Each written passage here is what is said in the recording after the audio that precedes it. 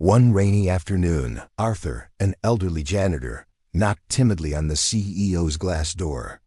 He held his cap in his hands, his work boots muddy and worn. "Mr. Sterling," he whispered, "could I please have a moment? It's about my paycheck." Mr. Sterling, sitting in his massive leather chair, didn't even look up from his phone. He signaled to his vice president, laughing. "Did you hear that?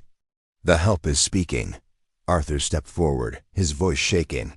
"Please, sir. My wife is very sick. I just need a small raise. $5 more a week. I've worked here for 20 years. I've never missed a day." Mr. Sterling finally stood up. He walked over to Arthur, pulled a crisp $20 bill from his pocket, and dangled it in front of Arthur's face. As Arthur reached for it with hope in his eyes, Sterling let it drop to the floor and stepped on it. "You want more money?" Sterling spat, grinding his expensive shoe into the bill. "You're fired. I don't employ beggars. You smell like bleach and desperation. Get out of my building before I call security." Arthur fell to his knees, picking up the crumpled bill, tears streaming down his face.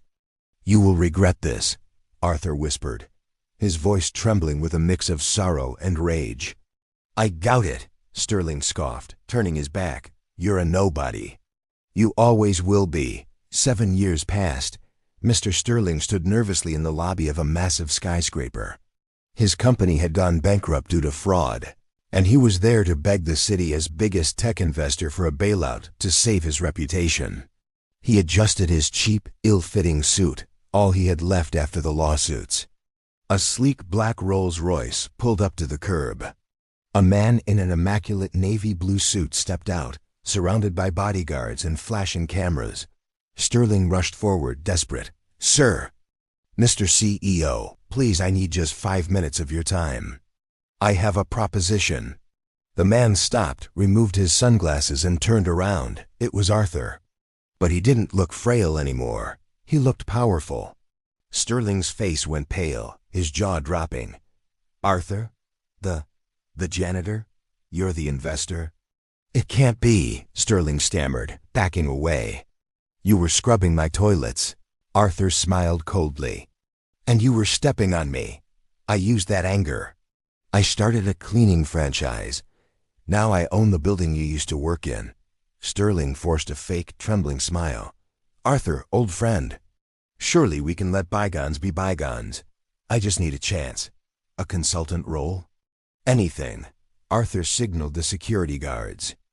"Actually, I am hiring," Arthur said, checking his gold watch.